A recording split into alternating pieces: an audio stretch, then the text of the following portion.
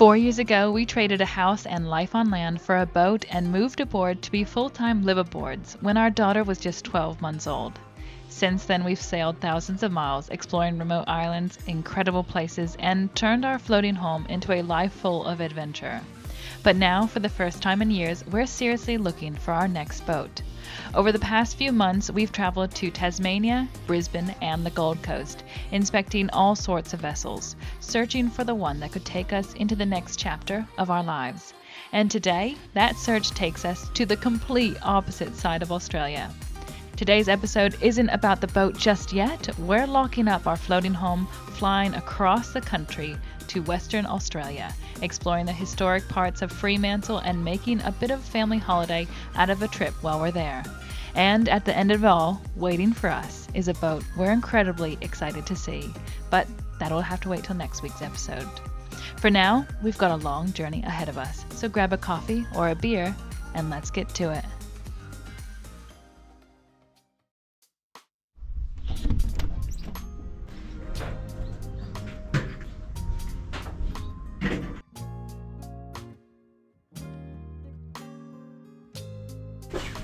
You've got your bag good, you've got your sweatshirts,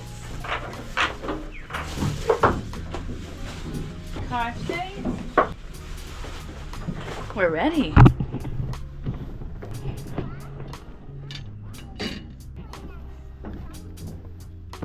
We all set? We're all set. Woo-hoo. There's always something slightly strange about locking the door to your home and walking away from it, especially when your home floats. You're rechecking everything in your head. Freshwater pump off, check. Sea clocks closed, check. Shore power disconnected, check. Starlink turned off, check. Phone and wallet, check, check. Luggage, check. Child and child's car seat, check and check. We've packed our bags, shut everything down on board, locked up the boat, and now we're officially on the move.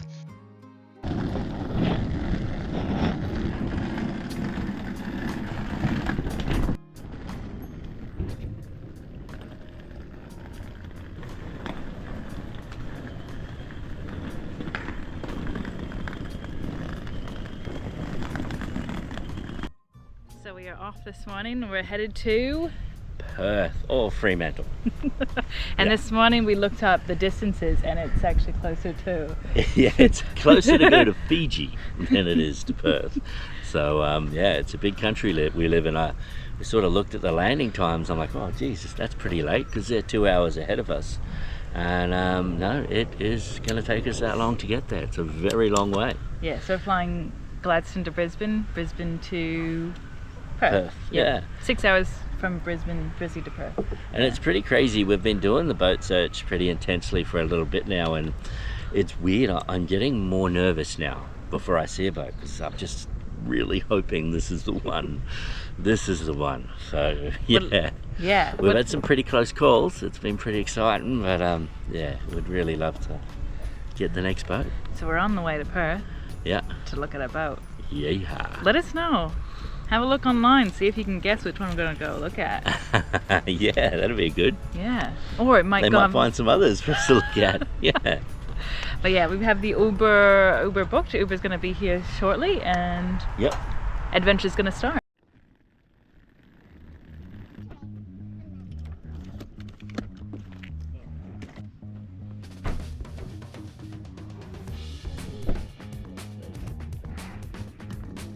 Today's journey is a big one. First, we're flying from Gladstone to Brisbane, then jumping on another flight all the way across Australia to the other side to Perth.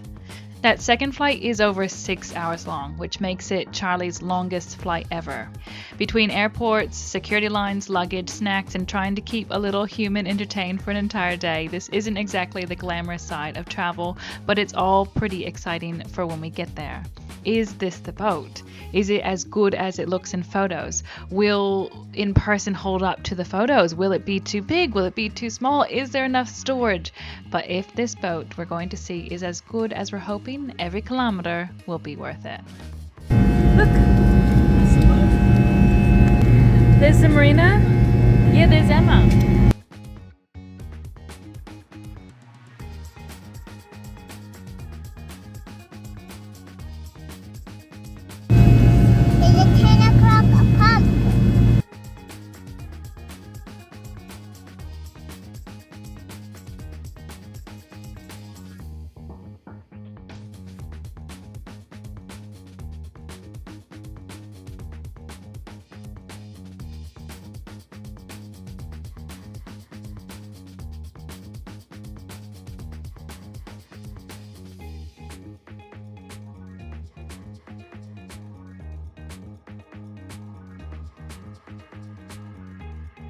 landed.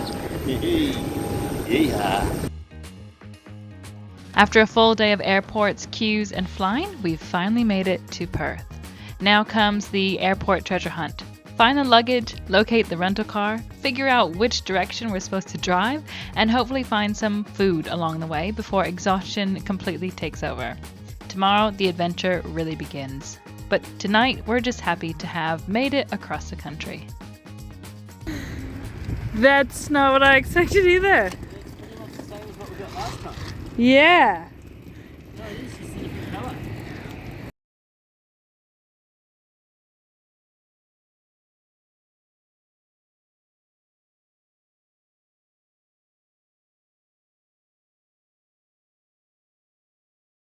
So we just arrived quite literally in Perth about 30 minutes ago. Yeah. Grabbed our bags and we've gotten the rental car, and it turns out it's the exact car that we got for Brizzy. Yeah. Perfect. Why not? It's actually a bit of a coincidence that we were almost going to upgrade for $10 extra a day to a RAV4, and we thought, no, we'll go the slightly cheaper one, not realising it was exactly the same one as we got last time. And what we averaged like 4.8 litres for the 100k for the other one. So that's really good. Yeah, just got the seatbelt, car seat all checked out. Time to hit the road, Charlie. One thing that is immediately noticeable when you arrive in Perth is just how different it feels from the East Coast. The roads here are wider, the traffic feels more relaxed, and there seems to be an incredible amount of space everywhere you look. Even though Perth often feels smaller and more laid back than cities like Sydney or Melbourne, it's actually Australia's fourth largest city, with a population of around 2.4 million. Only Sydney, Melbourne, and Brisbane have larger populations. And considering just how isolated Perth is from the rest of Australia's major cities, that's pretty remarkable. In fact, Perth is often described as the world's most isolated major city. Adelaide is the nearest Australian capital city, and it is more than 2,100 kilometers away. To put it in perspective, Perth is actually closer to Jakarta in Indonesia than it is to Sydney. Western Australia itself is enormous. If it were its own country, it would be one of the top 10 largest countries on Earth by land area, and Perth is a gateway to exploring it all. And as we're driving through the city tonight, it's hard not to get excited. We woke up this morning on the other side of Australia, and now we're here in one of the most remote major cities on the planet. We've got a big week ahead of us, plenty of exploring to do, and somewhere out there is a boat we've flown all this way to see. But tonight we're just taking it all in and enjoying the first glimpse of Western Australia. Yeah, it's cold. Good morning from Perth. Look at the sunrise. So it's about 6 a.m. here, which means our body is in Queensland time. It's about 8 a.m. So we've been up since 7 a.m. our time. And yeah, you can just see over the horizon the sunrise and the city of Perth. We're about to go use the gym downstairs. We've had a cuppa. And then we're gonna go get some breakfast. Yes, when the sun comes up. Even though we're here to inspect a boat, we're also making sure we squeeze in some family holiday time along the way too. Because let's be honest, if the boat turns out to be completely wrong for us, we'd like to still go home with some good memories, and we're making this a family holiday as well.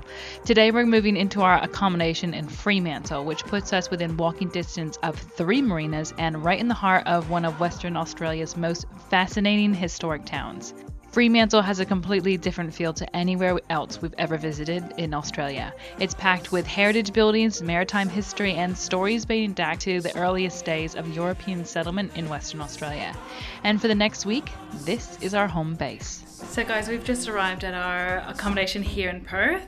Well, we're actually in Fremantle, so here in Fremantle. And we are in a spot that's in the 3 marinas. So behind us is a marina, and I think there's actually 2, and then in front of us, I'll show you guys just in a little bit, there's another marina. So we're sort of in the heart of everything.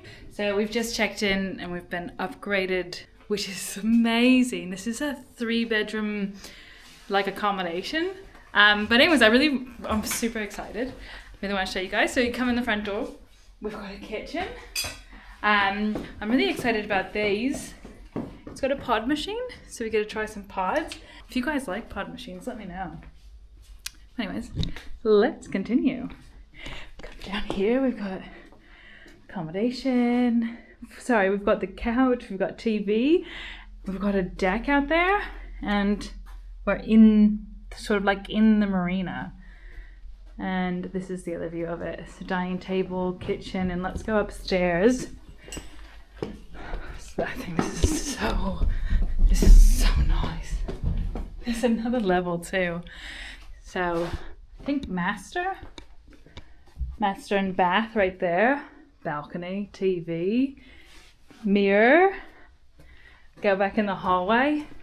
Another bathroom here and shower. And it's got a bath as well in there. So Charlie's gonna love that tonight. Second bedroom. And a little corner thing where you can see the marina. And the other marinas behind us are here. Where are you? You're up here. Let's go upstairs. Hi! This is the loft. This is mine. And do you have a view of the marina up here? That's what I do. You do, yeah. Look at that. I do. We've got a great view of the marina. So yeah, guys, we're all checked in, and we are gonna check out while we're here. Frio, go for a bit of a family holiday and an explore.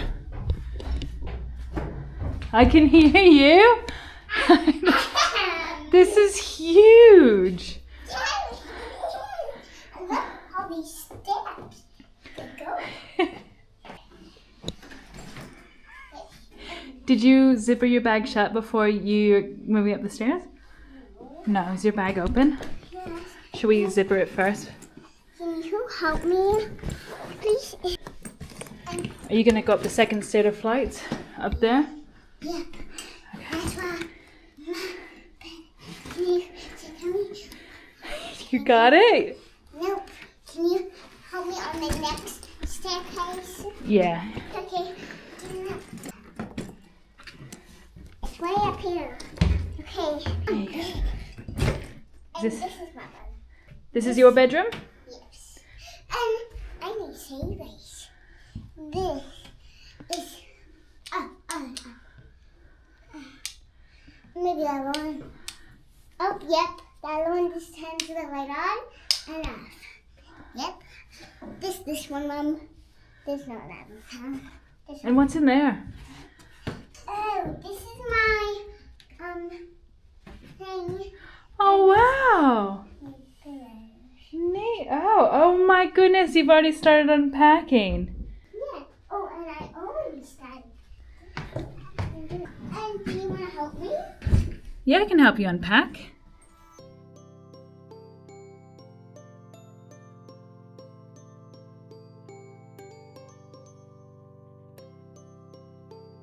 Hey Charlie, where are we going? We're down to the hotel. It has toys, but you can't touch them. No, we're going to prison. Prison. I'll take you to prison, darling. They don't have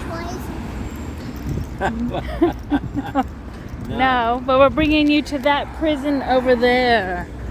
Over there. Don't we take you to the best spots? Mm-hmm. I think this will be fun, bringing Charlie to prison. Yeah.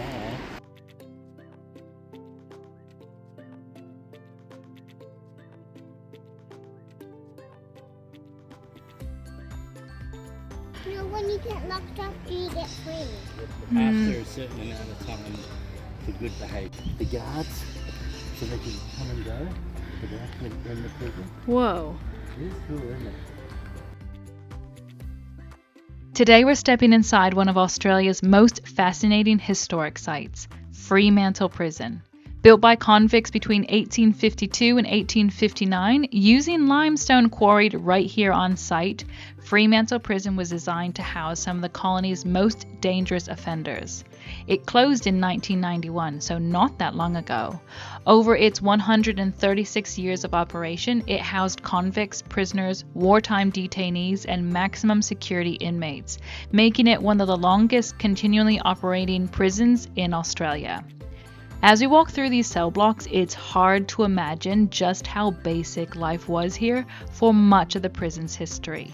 Many of the original cells were tiny, measuring only a few square meters, with little more than a bed, a bucket toilet, and a small window. In fact, one of the prison's biggest ongoing problems was its aging infrastructure. The plumbing and the sanitation systems were incredibly outdated, with prisoners often having to rely on buckets in their cells, known as slopping out, well into the 20th century. Conditions that would have been considered unacceptable almost anywhere else were still part of daily life here. By the 1980s, the prison was struggling to meet modern standards, and the aging buildings, the poor facilities, overcrowding, and concerns about prisoner welfare created growing tensions inside the walls. Those tensions eventually boiled over during a major riot in January of 1988. What began as prisoner frustrations over living conditions quickly escalated into one of the most significant prison riots in Australian history. Prisoners took officers hostage, lit fires throughout parts of the prison, and caused millions of dollars worth of damage. Thick smoke poured from the historic buildings, and dramatic scenes were broadcast across the country. Some of the guests on our tour even remember watching the riot on the news in 1988. The riot highlighted just how outdated the prison had become. The aging infrastructure, the poor living conditions, and inability to modernize a 19th century prison for 20th century expectations made it increasingly clear that Fremantle Prison's days were numbered. Just 3 years later, in 1991, the prison officially closed, with inmates transferred to newer facilities designed to meet modern correctional standards. Today, instead of prisoners, the cells welcome visitors from all over the world.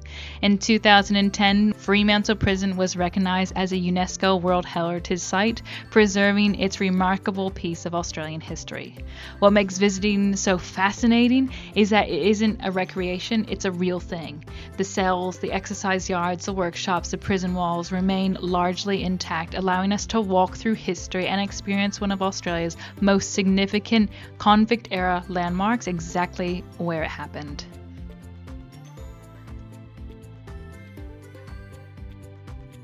Where are you going today? Are you guys having a bath like me? Because one's trying to get home.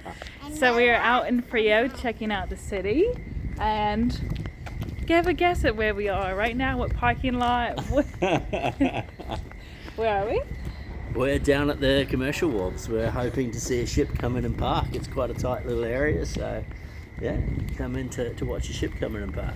This morning we watched a cruise ship come yeah. in. Yeah, it's good. They come in nice and high. It's a lot of fun to watch. Yeah, it was awesome. Yeah. And now there's a tall ship up here. I'm hopefully going to get close to and check out as well. Look at an old three-master. This is awesome. And you may know this as Perth or Fremantle, but I know it as Antarctica. Quite cold here. We're lucky tonight. It's actually a warm night, so yeah, we're getting to get out and about and check a few things out. Yeah, it's very, very cool. Oh, here we can get on the wharf. Excited are you? Yeah. Here, guys, look what we're doing. Yeah. So, this is like the port right here. There's a tall ship right there that someone's just talking about, and these are all the big ships, and look at how massive these are. We come on vacation, and where do we head to? Hey. We head to the ports. I leave a boat to work on a boat, and on my time off we go away to look at boats. It's perfect life. There's the cruise ship down there. There's shipping containers or container ships. Oh wow! Yeah, it must be off. Comes in for the day and off it goes. But what is that tall ship? It's a decent size. Look at it. Oh, is that the Endeavour? No, not the Endeavour. The one from the East Coast. Oh, it looks big. I can't tell from here. I'm just gonna look on AIS. Oh, it's pulling out. We've just come to the wharf at the perfect timing. The cruise ship is pulling out right now, so there's a tug right there, and the cruise ship is pulling off the wharf. And then we think that one is the Young Endeavour that told No, us. it's the Lewin 2. So remember how I was saying how you were saying does any of the ships crash? One of them did crash a few years ago into the original Lewin, and it sunk here on the wharves. And this here is the new Lewin 2. So that there is the old Lewin, you know, that's been refloated, lost all its masts and got damaged, and that's the new one. Wow. So insurance must have paid for it. Yeah. That's awesome. And there it's coming off the wharf. Yeah. I don't know if it's fully coming across the camera or onto the screen, but this cruise ship is absolutely enormous. Right now we are looking at the stern of the vessel, and the way out of the harbour is to the left side of the screen, meaning we're about to watch the cruise ship begin its turn. Before it can head out to sea, it actually has to complete a full 180-degree turn here inside Fremantle's inner harbour. And when you look around, there doesn't seem to be much room to work with, and that's because there isn't. When the ship goes sideways across the harbour like this, there really isn't much room for error. There are cargo ships lining the edges, harbour infrastructure everywhere, and yet somehow they're able to swing this entire vessel around with incredible precision. You can see the tug off the stern helping guide the manoeuvre, and it's amazing how something that looks so small can have such a big role in moving a big ship like this. It's a slow process, but it's seriously impressive to watch. Isn't that cool, Charlie? How was that? That was awesome. Hey.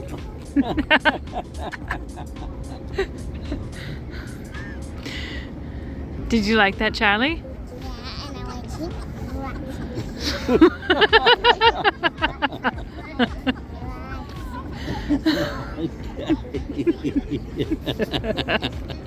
Who's the boss? Me, I'm the boss.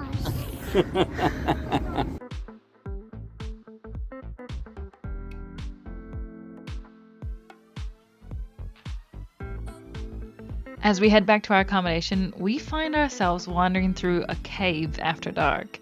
And what better time to find yourself in a cave than at night in a city on the other side of the country?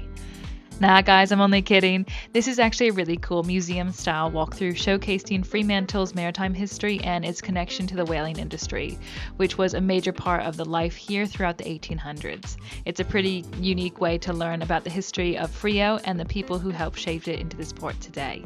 This is just a walkthrough path that we went through, and it's a cave, and it's totally cool and filled with whaling bones and history. Walking back to the apartment, we've just come across these sort of cave things. And there's something to do with whaling back in the olden days. Anyways, we said we want to check out these dark tunnels. It's 7:30 or something at night, it's dark out. And we were like, yeah, let's check out these dark tunnels. Yeah, it's awesome. It's a nice safe place here. Yeah. This is awesome. There's like some whaling bones, it's got some whaling history around here. What, these are like rams or something. They're booby traps. Wow. Ooh.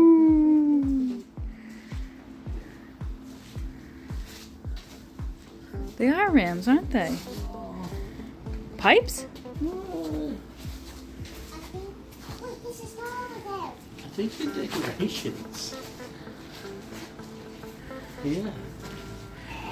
Back home. Right, Charlie, I can't see. I can't see. Which way do I go? Okay. Which way? Keep going straight. Okay. I'm being calm. Whoa! Left. Wow. Straight. And today's the day. The day we inspect the boat we've flown all this way to see. And then the car park for the people who aren't part of the yacht club. We've just gone in to go to the yacht club, which is where the boat that we're seeing is, and it's like gated and it looks really nice. And if you're not a member, you come to this gravelly, potholed, really crappy car park outside the gates. The bright side is that it's not too far. It's only like 100 meters, but yeah, definitely. Yeah. Let's call the broker and let him know we're here and check out the boat. So we've got We've got that yacht club entrance there with the gates. Oh, it's opening. We've got the car park here. To the trees there. Well guys, today is the day. The entire reason why we've flown across Australia, across the entire country to the other side. We have spent months searching for a new boat, making phone calls, comparing options, and traveling around the country looking at them. Today, we get to step on board the vessel we've flown all this way to inspect.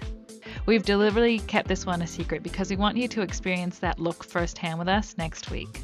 What we can say is this: it's unlike any vessel that we've looked at so far. It's definitely going to spark some discussions. So here's your challenge. Jump down in the comments below and tell us what you think we're about to tour. What kind of boat is it? Will it be our next home? Or will our search continue? I'll give you some hints. This is a one-of-a-kind boat. It's purpose-built and it's in Perth. You'll have to tune in next week to find out. Until then, thanks for coming along for the adventure, and we'll see you on the next episode. Bye, everyone.